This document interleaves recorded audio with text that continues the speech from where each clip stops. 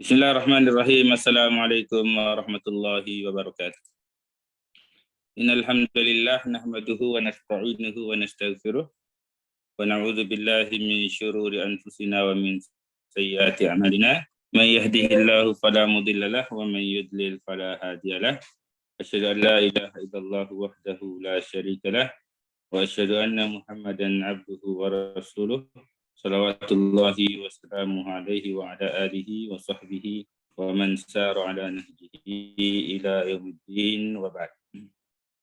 Alhamdulillah, kita bersyukur kepada Allah Subhanahu wa taala atas nikmat yang begitu banyak yang diberikan oleh Allah Subhanahu wa taala kepada kita, nikmat sehat, nikmat kesempatan, nikmat iman dan nikmat Islam.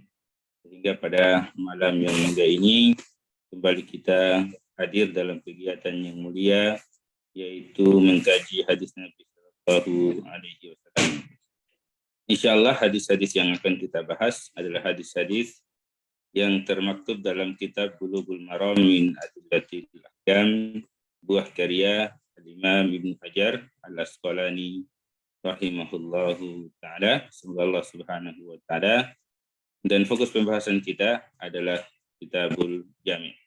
Dan semoga Allah Subhanahu wa taala memberikan taufik kepada kita untuk senantiasa mendengarkan dan mengkaji hadis Nabi sallallahu alaihi wasallam sehingga kita bisa mengikuti beliau sallallahu alaihi wasallam dengan baik sampai ajal menjemput.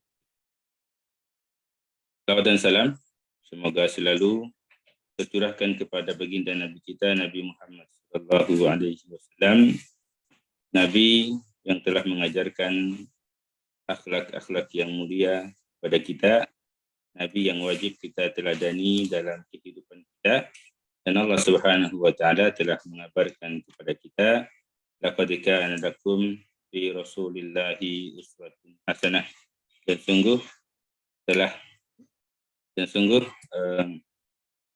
laqad kana lakum fi Rasulillahi uswatun hasanah.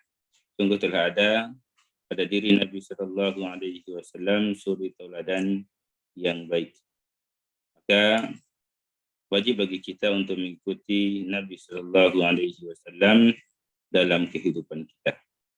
Dan dengan mengikuti Nabi sallallahu alaihi wasallam, maka kita akan selamat dunia dan akhirat. Salawat dan salam semoga tercurahkan pula kepada keluarga beliau, sahabat-sahabat beliau, dan orang-orang yang senantiasa mengikuti beliau dengan baik sampai hari kiamat, dan semoga kita termasuk hamba-hamba Allah Subhanahu wa taala yang istiqamah mengikuti sunnah beliau sallallahu alaihi. Allahumma amin. Baik para ikhwah dan akhwat sekalian yang dimuliakan oleh Allah Subhanahu wa taala, pembahasan kita masih pada bab yang ketiga dari Kitabul Jami', yaitu babuz zuhud wal wara'. Bab zuhud dan wara'. Hadis kita pada malam hari ini adalah hadis yang keempat.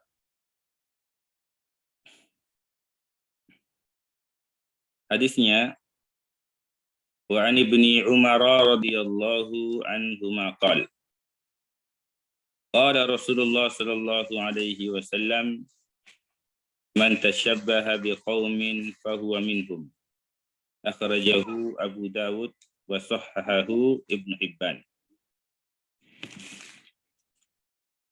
Wa an ibni Umar radhiyallahu anhuma qala, dan dari Ibnu Umar radhiyallahu anhuma, beliau berkata, qala Rasulullah sallallahu alaihi wasallam, Rasulullah sallallahu alaihi wasallam bersabda, man tashabbaha biqaumin fahuwa minhum, barang siapa yang menyerupai suatu kaum, maka dia termasuk dari kaum tersebut.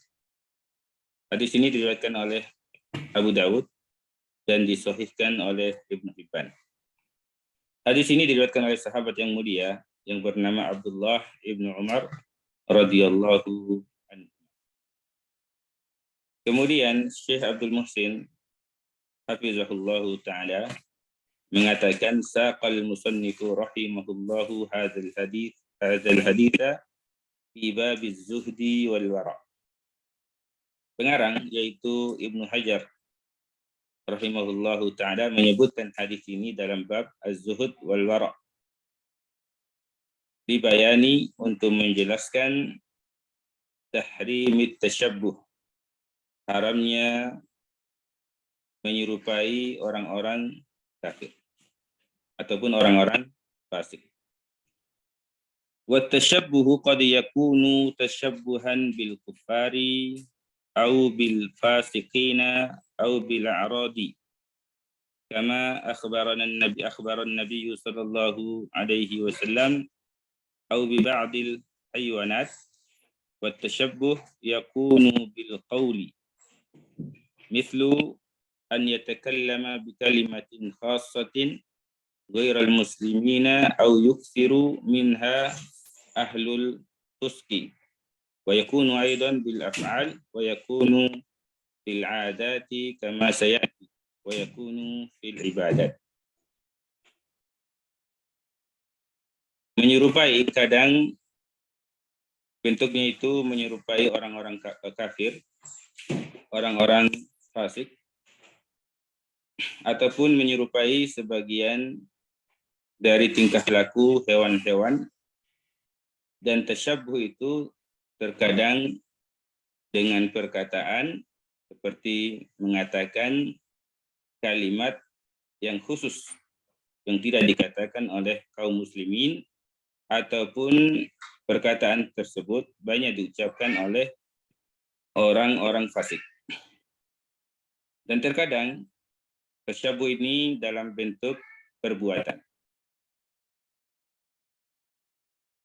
baik dalam bentuk kebiasaan maupun dalam bentuk ibadat. Wa dhabitu tasyabuh, dan ketentuan tasyabuh yang dilarang adalah an yakuna al-qawlu awil fi'lu khasan bil kuffari awil fasikin, yaitu perkataan dan perbuatan yang khusus dilakukan oleh orang-orang kafir ataupun orang-orang fasik. Fa idza lam yakun khasan bihima aw biwahidin minhuma bal yastakhdimuhu al-muslimuna wa ghairu al-muslimina fala yakunu tasyabbuhan kama sayati. Maka apabila perkataan dan perbuatan itu tidak khusus dilakukan oleh orang-orang kafir ataupun orang-orang fasik, bahkan hal tersebut dilakukan juga oleh kaum muslimin dan juga selain kaum muslimin, maka ini tidak termasuk tasyabbuh yang dilarang. Nanti akan dijelaskan oleh Syekh Muhammad atau Abdul Muhsin hafizahullahu ta'ala. Kemudian beliau mengatakan, wa qad amara Allahu azza wa jalla bi mukhalafatil musyrikin. Allah Subhanahu wa ta'ala telah memerintahkan untuk menyelisihi orang-orang musyrik. Jadi orang-orang musyrik itu tidak boleh atau diwajib untuk diselisihi, tidak boleh diikuti ataupun diserupai. Allah Subhanahu wa ta'ala berfirman, minal ladzina farraqu dinahum wa kanu syi'a. Jadi ciri-ciri orang kafir itu adalah mereka berpecah belah dan berkelompok-kelompok. Allah Subhanahu wa ta'ala memerintahkan kepada kita untuk bersatu dan tidak mengikuti orang-orang kafir yang berkelompok-kelompok. Allah Subhanahu wa ta'ala berfirman, wa'tasimu bihablillahi jami'a wa la tafarraqu. Dan berpegang teguhlah dengan tali Allah Subhanahu wa ta'ala, tali agama Allah Subhanahu wa ta'ala, dan janganlah bercerai-berai. Wa qala subhanahu, dan Allah Subhanahu wa ta'ala berfirman, ya ayyuhalladzina amanu la takunu kalladzina kafaru wa qalu li ikhwanihim. Hai sekalian orang-orang yang beriman, janganlah kalian menjadi seperti orang-orang kafir yang mengatakan kepada saudara-saudara mereka. Dalam ayat ini Allah Subhanahu wa taala menegaskan larangan untuk menyerupai orang-orang kafir, dan larangan Allah Subhanahu wa taala menunjukkan haramnya sesuatu tersebut, termasuk menyerupai orang-orang kafir. Wa akhbara Allah Subhanahu wa taala bi'uqubatil mutasyabbih bil musyrikin. Dan Allah mengabarkan ancaman bagi orang-orang yang menyerupai orang-orang musyrik. Allah Subhanahu wa taala berfirman, "Wa may yatawallahum minkum fa innahu minkum." Barang siapa di antara kalian yang mencintai mereka, maka sesungguhnya dia termasuk golongan mereka. Kemudian Syekh Abdul Muhsin rahimahullahu taala au hafizahullahu taala mengatakan, wa hadzal haditsu yadullu ala iddati masail. Hadis ini mengandung beberapa permasalahan. Al-mas'alatul ula, permasalahan yang pertama adalah sabda Nabi sallallahu alaihi wasallam, man tashabbaha biqaumin fahuwa minhum. Yadullu hadzal haditsu ala ikhtisarihi ala targhibin wa tarhibin. Hadis ini mengandung makna motivasi dan juga ancaman. Bagaimana itu? Bila mengatakan faman tashabbaha bis-salihina fahuwa biidnillahi minhum.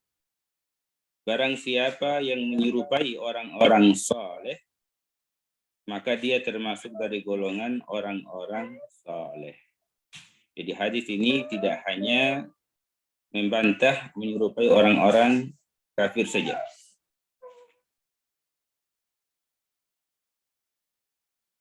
Akan tetapi juga menjadi motivasi untuk mengikuti orang-orang saleh, mengikuti Nabi Sallallahu Alaihi Wasallam. Kalau kita mengikuti orang-orang saleh, maka kita akan termasuk ke dalam golongan orang-orang saleh.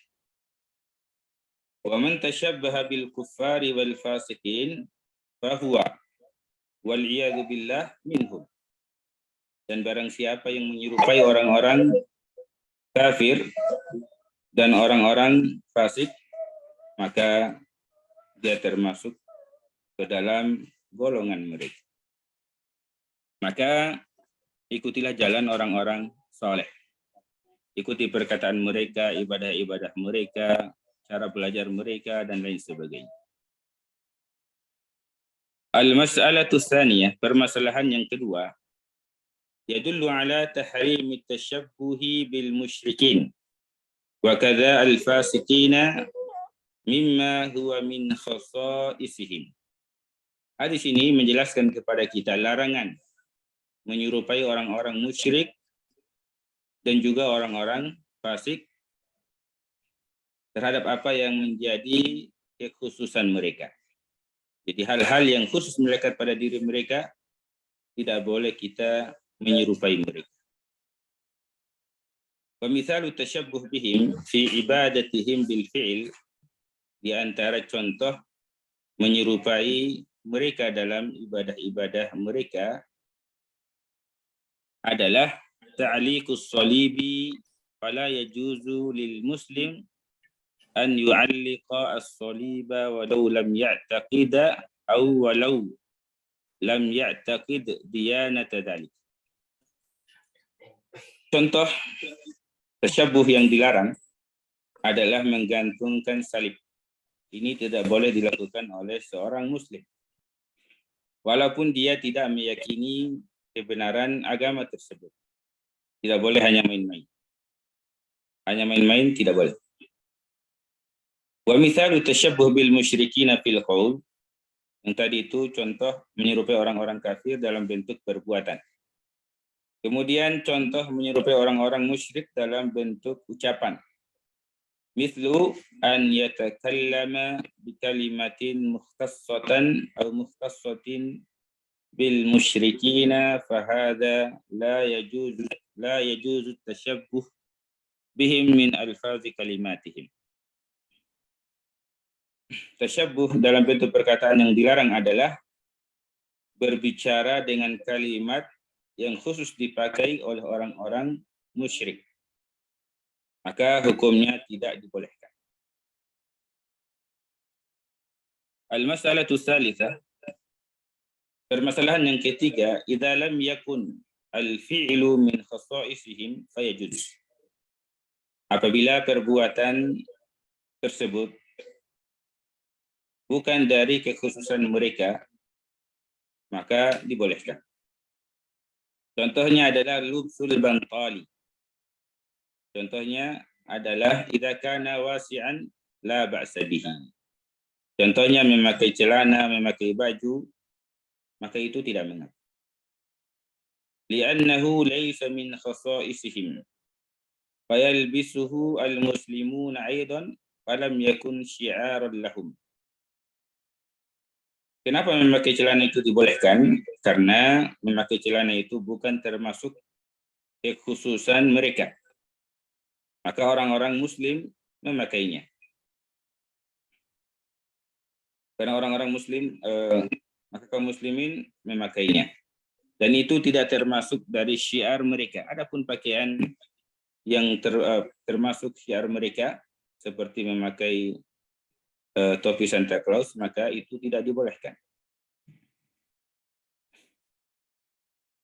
Al-mas'alatul rabi'ah, permasalahan yang keempat. Min at-tashabbuhi bihim fi ibadatihim kahtahrikil yadaini bitaslith. Di antara bentuk tasyabbuh kepada mereka dalam ibadah-ibadah mereka yang dilarang adalah menggerakkan tangan pada 3 sisi anggota badan. Itu tidak boleh dibolehkan. Menunjuk kepala, kemudian samping kiri, samping kanan, maka itu tidak dibolehkan. Sebagaimana yang dilakukan oleh orang-orang Nasara. Yang menunjuk bagian kepala, kemudian bagian dada kiri dan dada kanan. Dan juga al-iktisaru ala shaumi yaumi asyura'i faqat. Begitupun mencukupkan atau berpuasa pada hari Asyura saja. Ini tidak dibolehkan karena orang-orang Yahudi berpuasa Asyura saja. Makanya Nabi Sallallahu Alaihi Wasallam mengajarkan kepada kita untuk menyelisihi mereka dengan mensyariatkan puasa pada tanggal 9 Muharram.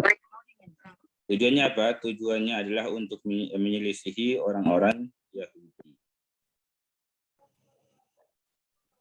Wa min tasyabbuhi bihim fi 'adatihim, dan di antara contoh tasyabbuh atau menyerupai mereka dalam kebiasaan-kebiasaan mereka, idza kana al-libasu khassan bihim kama qala an-nabiy sallallahu alaihi wasallam li Abdullah bin Amr ibn al-As, inna hadhihi min thiyabil kufari, yakni as-thiyabu al-musfarah.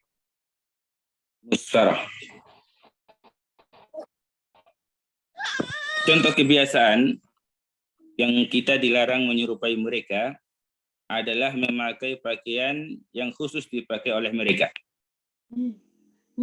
Karena Nabi kita Shallallahu Alaihi Wasallam pernah melarang sahabatnya yang bernama Abdullah bin Amr bin al-As memakai pakaian orang-orang kafir. Beliau mengatakan inna hadhihi min thiyabil kufar. Sesungguhnya pakaian ini merupakan pakaian orang-orang kafir. Yang dimaksud dengan pakaian tersebut adalah asyabul musfarah, yaitu pakaian yang berwarna kuning. Terdapat hadis yang menjelaskan bahwasanya memakai pakaian yang berwarna kuning bagi laki-laki itu dilarang berdasarkan hadis ini. Adapun bagi perempuan maka dibolehkan. Karena ada riwayat yang mengkhususkan hal tersebut. Ketika Nabi Shallallahu Alaihi Wasallam menegur sahabatnya yang memakai pakaian yang berwarna kuning, sahabat tersebut langsung membakarnya. Kemudian Nabi Shallallahu Alaihi Wasallam menyampaikan atau menanggapi perbuatan sahabat tersebut, kenapa engkau tidak berikan pakaian itu kepada keluargamu atau istri? Ini menunjukkan pakaian warna kuning bagi perempuan dibolehkan, adapun bagi laki-laki dilarang. Namun dalam permasalahan ini pembahasannya sangat panjang, nanti untuk lebih jelasnya bisa dilihat di Google.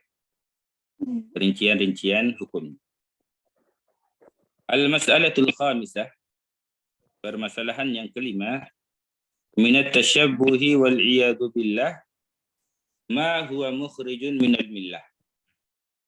Ternyata ada di antara bentuk menyerupai orang-orang kafir itu yang dapat mengeluarkan seseorang dari agama Islam.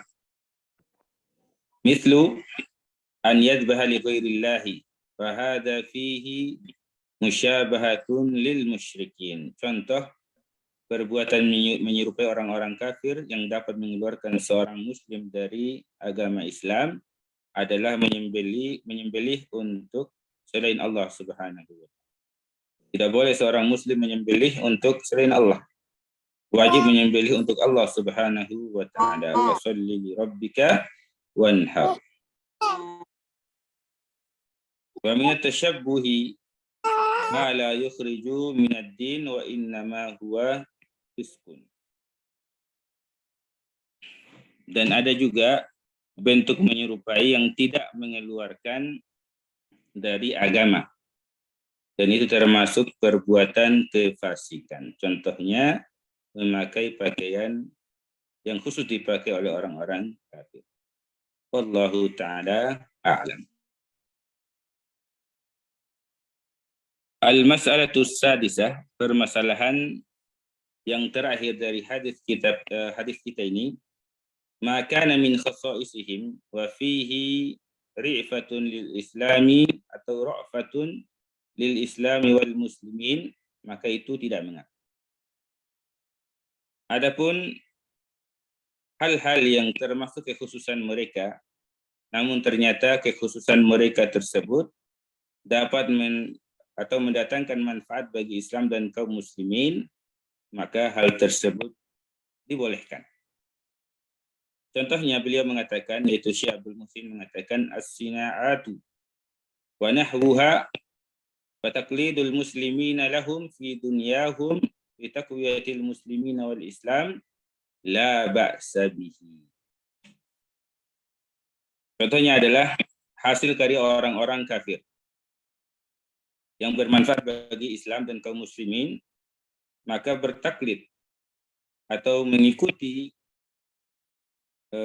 apa yang mereka buat tersebut dalam urusan-urusan dunia yang bertujuan untuk menguatkan kaum muslimin dan Islam, maka tidak mengapa. Apa dalilnya? Dalilnya adalah perintah Nabi Shallallahu Alaihi Wasallam untuk menggali parit pada saat perang atau sebelum perang Ahzab. Walam yakun dzalika indal Arab wa innama kana indal faras. Atau indal faris. Menggali parit sebagai strategi perang itu tidak dikenal oleh orang-orang Arab. Dan itu hanya dilakukan oleh orang-orang Persia. Dan orang-orang Persia mayoritas menyembah api non-muslim, dan perbuatan tersebut termasuk kekhususan mereka. Dan Nabi Shallallahu Alaihi Wasallam memakai strategi mereka, dan ini menunjukkan bolehnya menyerupai atau mengikuti mereka dalam hal-hal yang dapat mendatangkan manfaat bagi Islam dan kaum muslimin. Tentu saja dalam urusan duniawiah. Baik, inilah hadis kita pada kesempatan ini. Kepada para ikhwah dan akhwat sekalian yang ingin bertanya, saya persilakan. Dan saya serahkan kepada Ustadz Arwan.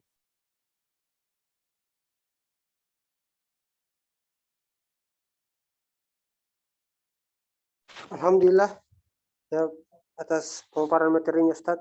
Barakallahu fiik. Jadi kami persilakan kepada para peserta yang mendengarkan yang ingin bertanya, silahkan bertanya kepada Ustaz. Insyaallah sekarang kita masih ada waktu berapa menit untuk masuk ke waktu salat Isya. Jadi kepada peserta sekalian, silakan jika ingin bertanya secara langsung bisa, dan jika lewat chat juga bisa. Silakan bagi para peserta sekalian.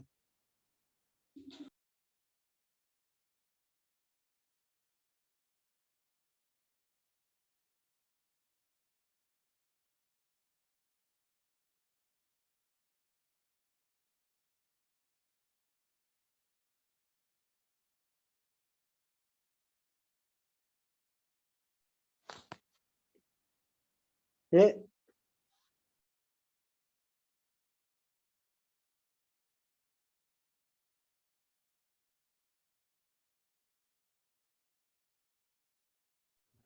Ya, kayaknya dia yang bertanya Ustaz. Baik, kita lanjut pada hadis yang berikutnya. Hadis berikutnya adalah diriwayatkan oleh Ibnu Abbas radhiyallahu taala anhuma wa an Ibnu Abbasin radhiyallahu anhuma qala. Dari Ibnu Abbas radhiyallahu anhuma beliau berkata. Suaranya terpancing.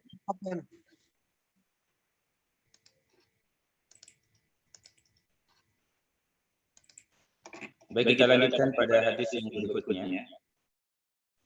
Wa an Ibnu Abbas radhiyallahu anhuma qala. Dari Ibnu Abbas, nama beliau adalah Abdullah Ibnu Abbas radhiyallahu anhuma. Semoga Allah meridhoi keduanya. Kenapa di sini disebutkan radhiyallahu anhuma? Karena Abdullah dan juga bapaknya yang bernama Abbas termasuk sahabat Nabi sallallahu alaihi wasallam.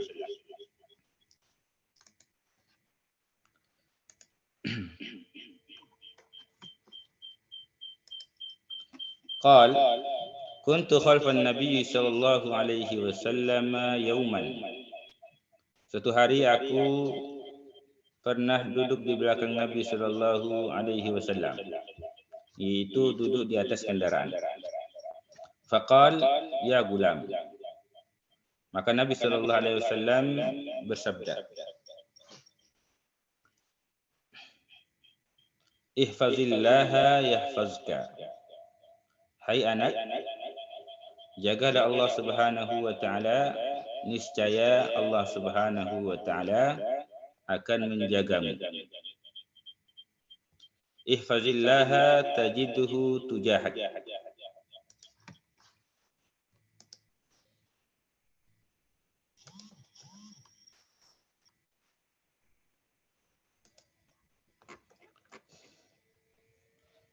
Ihfazillaha tajidhu tujahak. Jagalah Allah, niscaya kamu akan mendapatinya selalu hadir di hadapanmu. Wa idza sa'alta fas'alillah.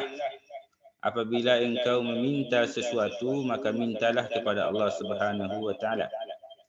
Wa idza ista'anta fasta'in billah. Dan apabila engkau meminta pertolongan, mintalah pertolongan kepada Allah Subhanahu wa taala. Rawahu Tirmidzi wa qala hasanun sahih. Hadis ini diriwayatkan oleh Al-Imam At-Tirmidzi rahimahullahu taala dan beliau mengatakan hadis ini hadisnya sahih atau hasan sahih.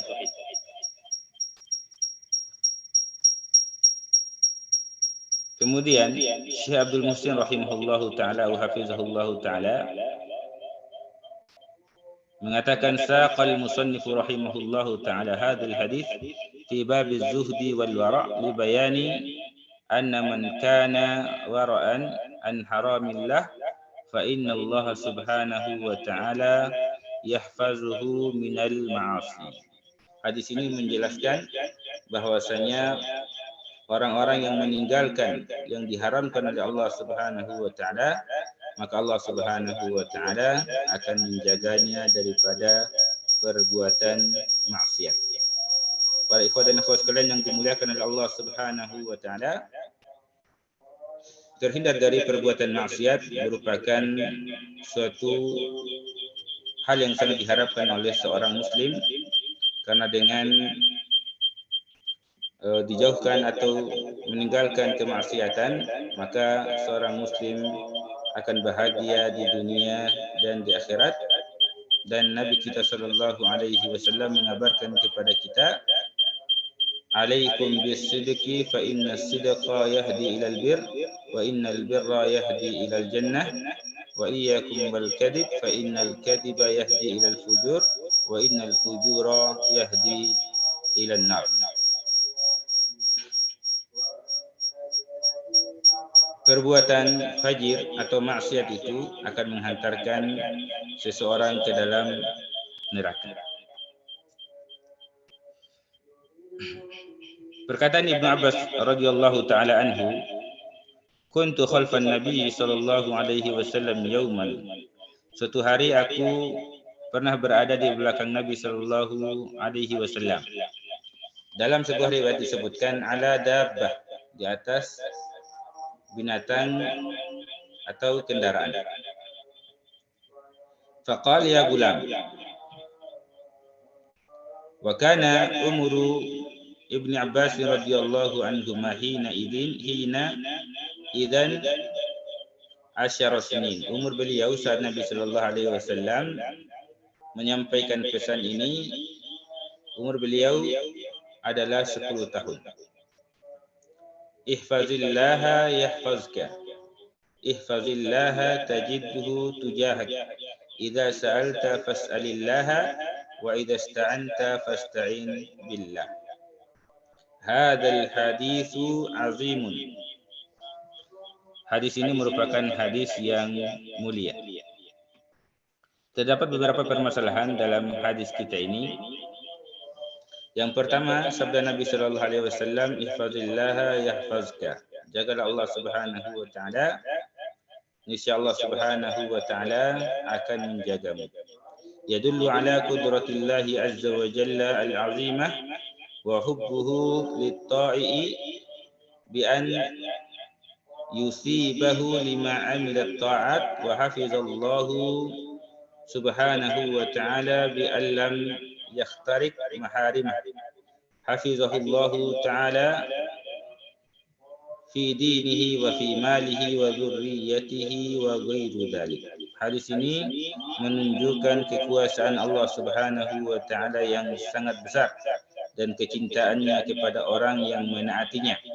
Dengan Allah Subhanahu wa taala memberikan ganjaran pahala bagi mereka-mereka yang melakukan ketaatan kepadanya dan menjaga perintah-perintah Allah Subhanahu wa taala serta menjauhi larangannya. Bi allam yakhtarik maharimah. Dan di antara bentuk penjagaan Allah Subhanahu wa taala adalah dengan menghindarkannya dari perkara-perkara yang diharamkannya. Allah Subhanahu wa taala akan menjaga agamanya, menjaga hartanya, menjaga keturunannya dan lain sebagainya. Itulah hal-hal yang akan dijaga oleh Allah Subhanahu wa taala jika seorang muslim menjaga perintah-perintah Allah Subhanahu wa taala dan menjauhi larangan-larangannya.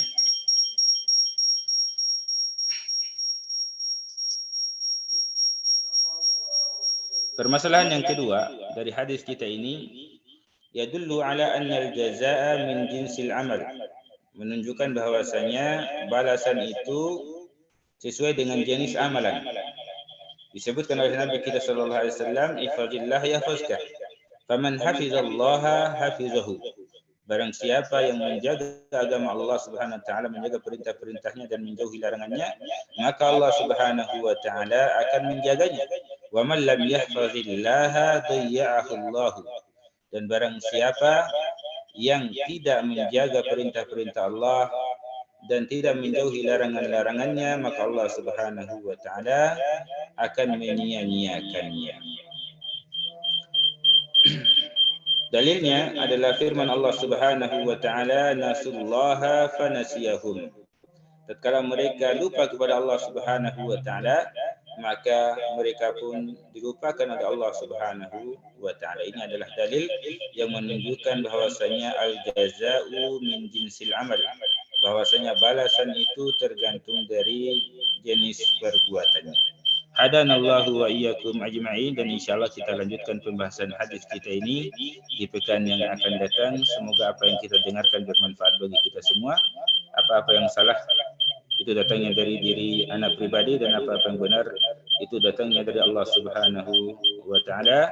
Dan semoga Allah Subhanahu wa taala memberikan taufik kepada kita untuk senantiasa mengikuti Nabi kita sallallahu alaihi wasallam, mengikuti orang-orang saleh yang istiqamah di atas sunnah Nabi sallallahu alaihi wasallam.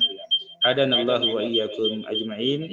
Dan saya akhiri dengan membaca doa kafaratul majlis. Subhanakallahumma bihamdika asyhadu an la ilaha illa anta astaghfiruka wa atubu ilaik, wa akhiru da'wana alhamdulillahi rabbil alamin. Dan saya serahkan kembali kepada Ustaz Arwan.